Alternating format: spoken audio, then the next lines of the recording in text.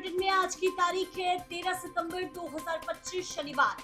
हिंदू पंचांग के अनुसार आज है अश्विन कृष्ण पक्ष षष्ठी की तिथि, विक्रम संवत 2082। आइए शुरुआत करते हैं दिन भर की 25 बड़ी खबरों की।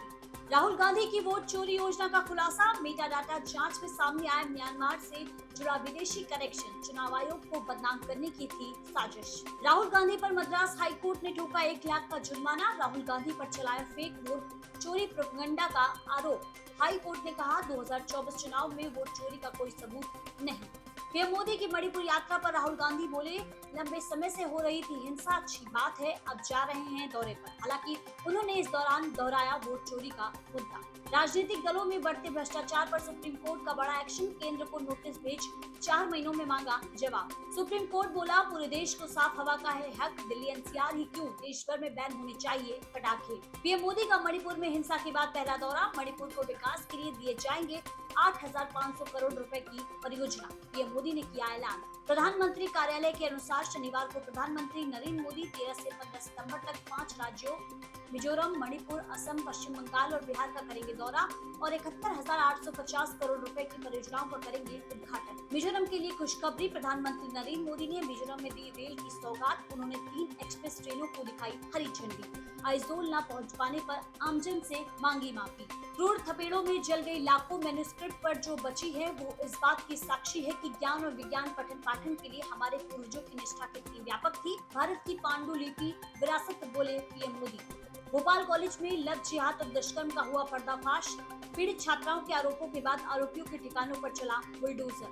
कर्नाटक के हासन में गणेश विसर्जन यात्रा के दौरान हुआ था दर्दनाक हादसा, बेकाबू ट्रक ने 9 श्रद्धालुओं को रौंदा, 20 से ज्यादा हुए थे घायल। मुख्यमंत्री ने मुआवजे का किया था ऐलान। जम्मू कश्मीर के अखनूर के गरखल इलाके में स्थानीय लोगों ने किया एक संदिग्ध ड्रोन बरामद, ड्रोन की जानकारी दी गई है, अधिकारियों को एक्सपर्ट्स ने शुरू की जांच पड़ताल। मायावती का तीखा हमला, बोली कुछ साधु संत सुर्खियों में बने रहने के लिए करते हैं बयानबाजी, बाबा साहेब अम्बेडकर पर टिप्पणी करने से पहले विचार करें। नेपाल में एक बार फिर से शांति की उम्मीद, नेपाल की अंतरिम प्रधानमंत्री बनी सुशीला कार्की, राष्ट्रपति रामचंद्र पौडेल ने दिलाई शपथ। नेपाल में जनजीवन की हुई वापसी, काठमांडू से सेना द्वारा लगाया गया कर्फ्यू हटा, अंतरिम सरकार के गठन के बाद हालात सामान्य होने की उम्मीद। अमेरिका और भारत के बीच रिश्तों में तनाव को देखते हुए ट्रेड डील पर बातचीत के लिए अगले हफ्ते अमेरिकी प्रतिनिधि मंडल पहुंचेगा भारत। रूस के कामचटका क्षेत्र के पूर्वी तट के पास महसूस किए गए भूकंप के तगड़े झटके, दर्ज हुई 7.7 की तीव्रता, समुद्र तटों पर सुनामी की चेतावनी की गई जारी। मेघालय के पूर्व मुख्यमंत्री डीडी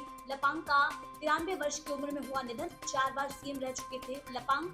सोमवार को राजकीय सम्मान के साथ होगी अंतिम विदाई। रक्षा सचिव बोले, ऑपरेशन सिंदूर बना सेना के लिए रियलिटी चेक, हमें अपनी ताकत बढ़ाने की है जरूरत, देश को आत्मनिर्भर होगा बनाना। भारतीय वायुसेना ने 114 नए राइफल लड़ाकू विमान की मांग की, वो भी मेड इन इंडिया।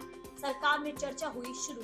अगस्त में रिटेल महंगाई बढ़कर पहुंची 2.07% पर, खाने पीने का सामान महंगा होने का असर, जुलाई में ये आंकड़ा था 1.61%। गुजरात के कांडला से मुंबई आ रहे स्पाइस जेट के Q400 विमान का आउटर व्हील टेक ऑफ के तुरंत बाद गिरा रनवे पर, मुंबई में आपातकालीन लैंडिंग, सभी यात्री सुरक्षित। फिलहाल इस बुलेटिन में इतना ही, बाकी देश और दुनिया की तमाम खबरों के लिए देखते रहिए आंचलिक खबरें, अपनों की खबर आप तक। नमस्कार।